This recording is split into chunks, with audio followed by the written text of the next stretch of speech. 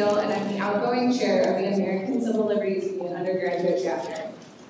I am speaking on behalf of the Coalition for Tuition Equality in solidarity with racism and multicultural advancement for diversity. In a moment, my fellow speakers will share with you ways in which this university can become more inclusive. I will personally be speaking about how we can increase enrollment of undocumented students.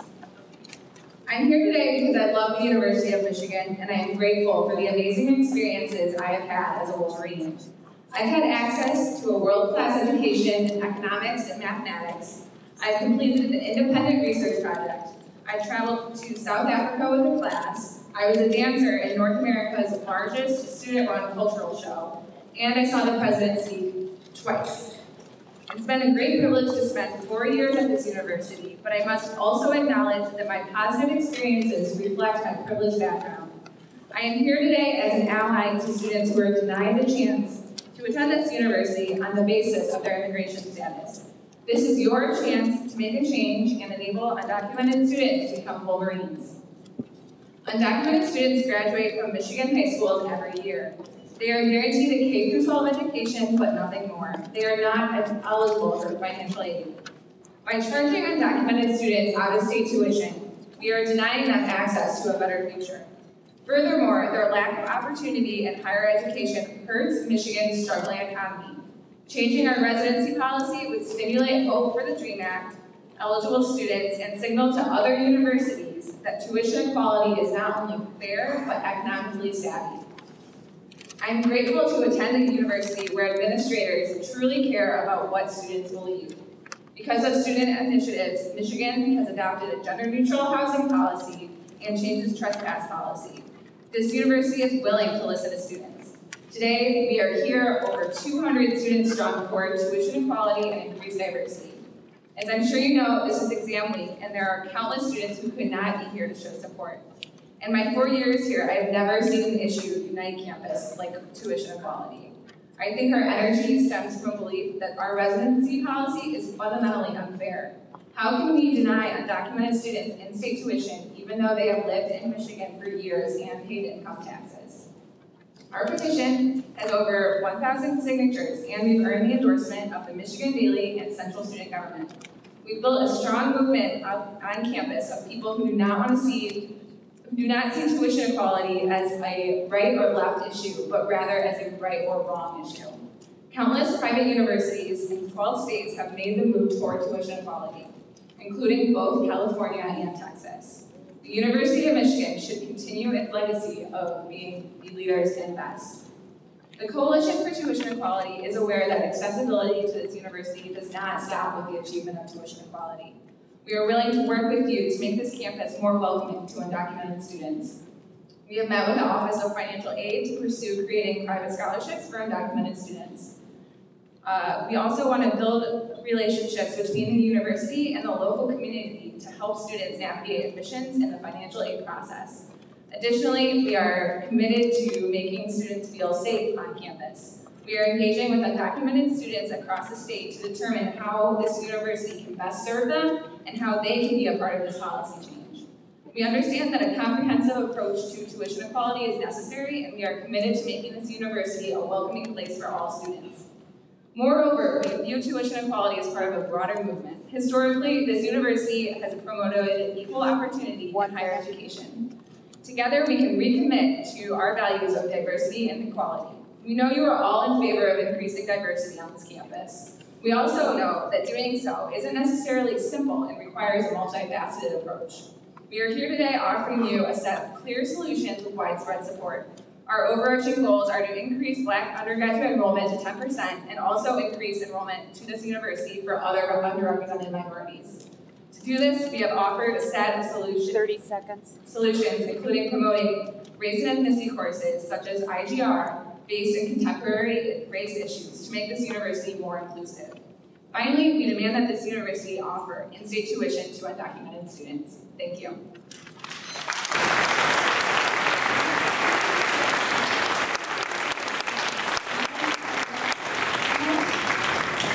Sorry, actually, this is Marta Gonzalez. Before I start, I was actually called. Excuse me, you're Marta? Yeah, I'm sorry. You missed your opportunity. I'm not sure when your name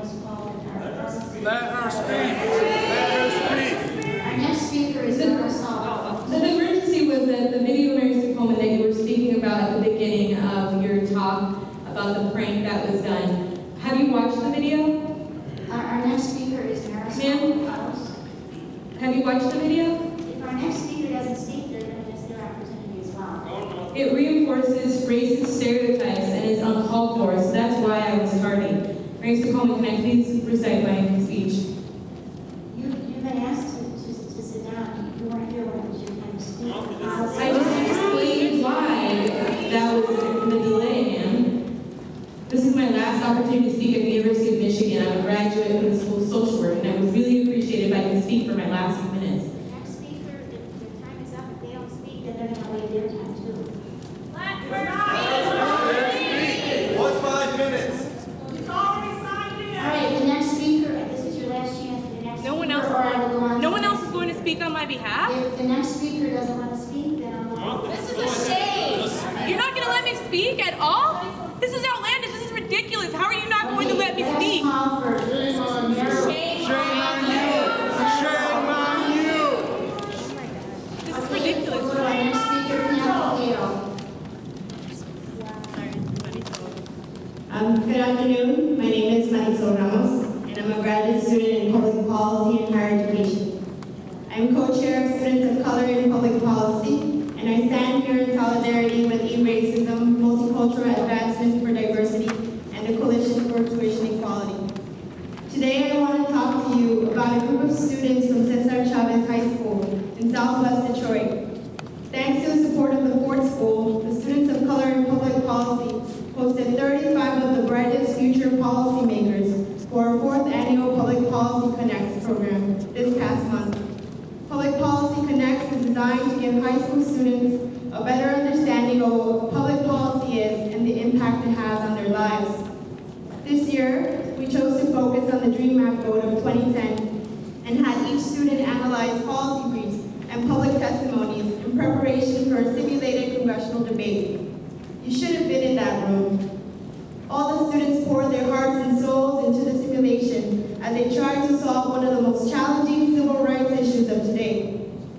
Students engaged both conservative and liberal perspectives on the issue and engaged each other in intellectual debate. In the end, just like real life, the students voted against passage of the Dream Act. You might not understand, but the failure of the Dream Act is not just political, but personal as well. Almost all the students at Cesar Chavez High School have a family member who is undocumented or undocumented themselves. For them, the failure of the passage of the Dream Act cannot be described as simple partisan politics. This is their life. Without the federal Dream Act, undocumented students and their families have had to live in constant fear of being separated because of a broken immigration system. You might not understand, but without the Dream Act in guidance offices throughout Michigan, undocumented students are being told that they can't go to college because they lack immigration status. I understand, because when I was in high school, despite my community service and a 4.0 GPA, a guidance counselor sat me down in her office and told me I could never go to college because my parents were undocumented. Unfortunately, my story is not unique, and is an experience that is shared by many immigrant youth. As I walked the students from Cesar Chavez back to their bus, one of them, Cynthia, approached me and said, "Tell me the truth. Can I even apply to the University of Michigan?"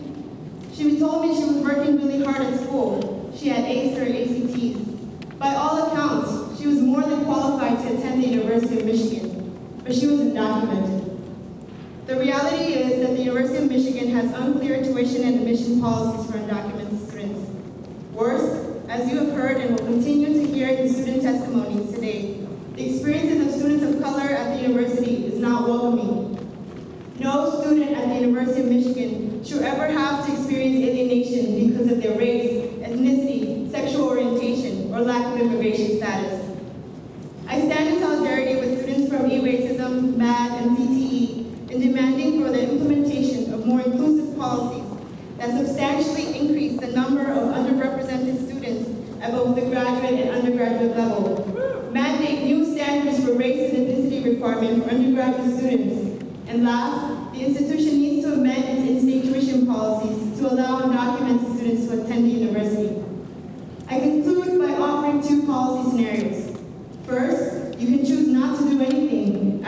hearing our testimonies. With summer approaching, the campus will turn quiet as students return home. You won't have to worry about tackling such contentious issues that, while morally sympathetic, is politically volatile. The reality is that these policies affect our lives. We will not go away, and neither will the issues. Students will continue to pressure the university until it implements policies that are aligned with the core values of the university, which is that of inclusiveness and upholding diversity. Or you can show courage. Institutions of higher education serve a powerful role as social change agents. Follow the lead of all 8 Ivy League schools and 12 other states that have implemented inclusive policies for undocumented students. You are not alone in this issue. 30 seconds. There are policies and best practices out there that have worked well for other institutions. 3 weeks ago, I told Cynthia I will get back to her with an answer, and that's why I'm standing here today. The University of Michigan needs promising students like Cynthia who can aspire to learn among the leaders in Beth. I understand that sometimes the right thing is not easy, but I challenge you all to do the right thing for our students, our university, and society at large. Thank you. Okay, our next speaker.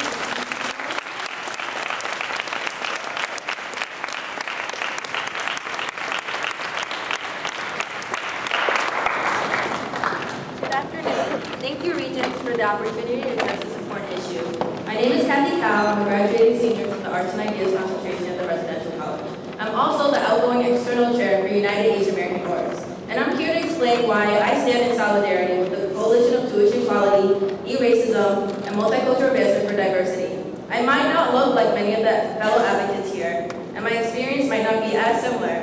However, I'm here to affirm that the Asian American community on campus is also affected by campus climate.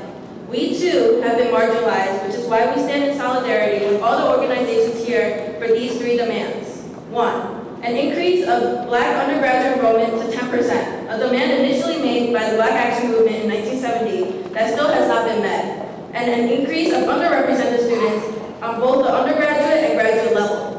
A mandatory new standard for the race and ethnicity requirement, one that fosters intercultural understanding and addresses contemporary race issues. And 3, to change the university's policy so that undocumented students from Michigan can pay in-state tuition. These demands are the direct outcome of my college career here at the university. Coming from New York City, I was raised in a Latino culture as much as my Chinese American culture. While my friends went to co-schools and found their communities of support, once on University of Michigan campus, I was surprised not to see my Latino brothers and sisters. Luckily, there was an Asian American community. And turning inward, I learned about the large Hmong community through the Project Lighthouse initiative. They're an underrepresented and under-resourced group of minority within the Asian American identity that is often overlooked. Their community, only 30 minutes away at Metro Detroit, has been an area of outreach by university. However, when speaking with the students directly, I learned of the graduating class, only 6 of them are continuing to college. And only 1 got into her dream school, University of Michigan. She, Miriam, ended up at MSU instead, because she did not think that she could make it through all 4 years of University of Michigan with the lack of support for her community here. And with financial burdens, it was just too much of a risk for her to take on.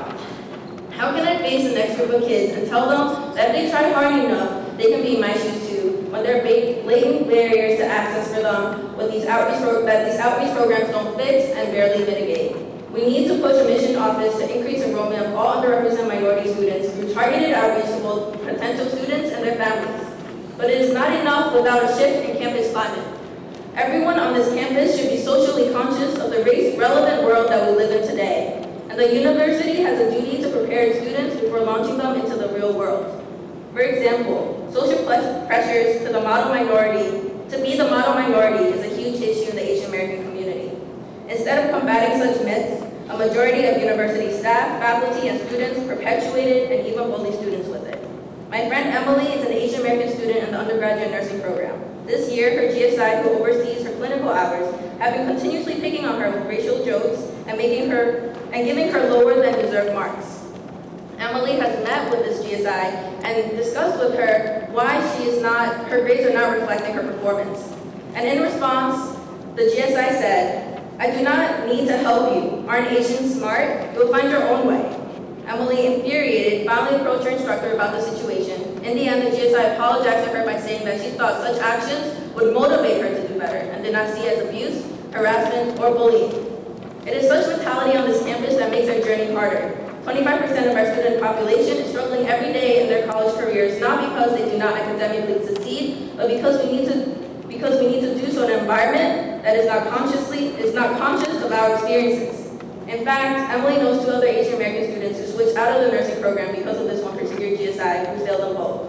We need to mandate change for campus climate, and we propose to do so by instating a new standard for the race and ethnicity requirement in which classes have to address modern social construction of race and study contemporary racial issues. Finally, I want to address the last demand of allowing undocumented students living in the state of Michigan to pay in-state tuition. In our fight for diversity, we want to make sure that the undocumented students from the Latino community, but also the Korean, Chinese, Pakistani, and Thai community, that all their voices are heard too. We fight for inclusion and visibility. We're fighting for everyone to have an opportunity to access this amazing university and leave proud to be a Michigan Wolverine. Our 3 demands are just a reminder to Regents to act now. Thank you again for your time, and I look forward to hearing and seeing change.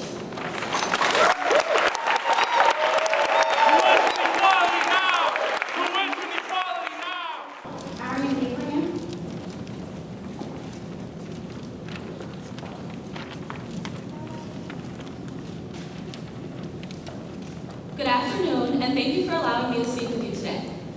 My name is Ariam Abraham, and I'm a junior here at the university. I stand here today on behalf of E-Racism and in solidarity with the Coalition for Tuition Equality and Multicultural Advancement for Diversity.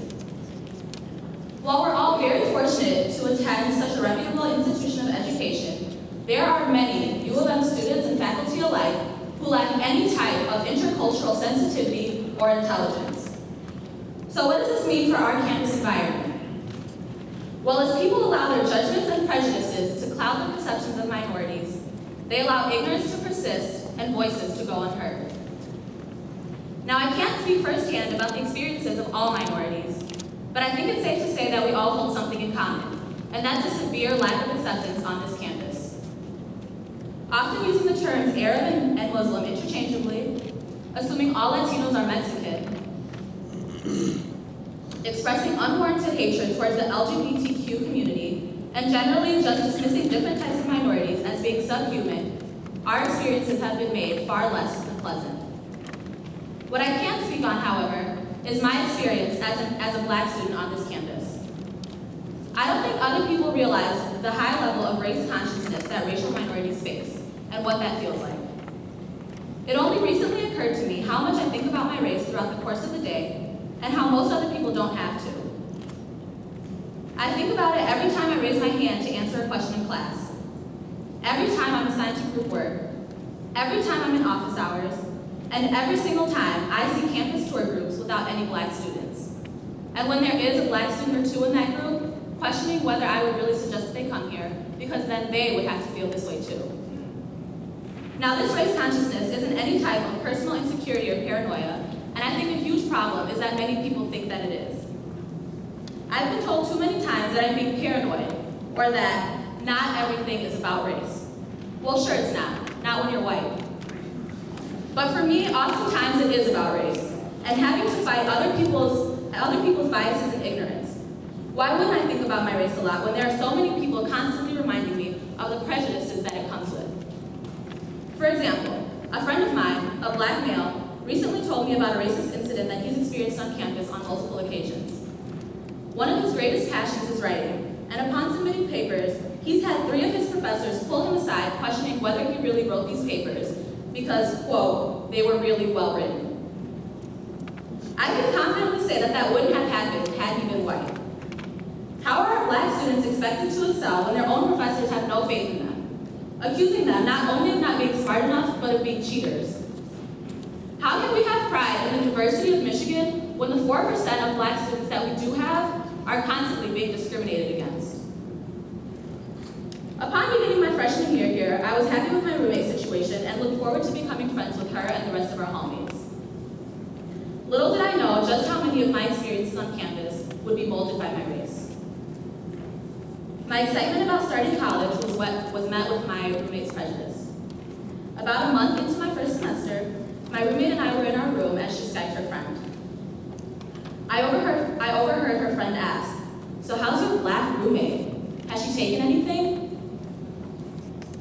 In hindsight, I know I should have spoken up, but I didn't. I was stuck in a state of disbelief, and I let her racism silence me. As she became friends with the people in our hall, I retreated away from them because apparently my blackness made me inherently bad. In the same way that I often feel out of place on this campus, many others do too. Not allowing undocumented students from the state of Michigan to pay in-state tuition is further telling minorities that we are not welcome here. It's telling us to stick to the roles that institutionalized racism has set for us and not to seek higher education, while instead the university could be working with us to create true diversity. We're asking for an increase of black enrollment to 10%, and a demand initially made by the Black Action Movement in 1970 that the university is yet to meet. Mandatory new race and ethnicity requirement, and to support the Coalition for Tuition Equality for in-state tuition of undocumented students. If you have ever been the target of racism on this campus, please sit down. If you have ever been the only representative of your race in a classroom, please sit down. If you often feel out of place on this campus because of your identity, please sit down. Regents, please take a look at who is left standing. This is a visual representation of how the majority of students here are placed above everyone else. We should not be forced to sit down in the midst of discrimination, and we won't.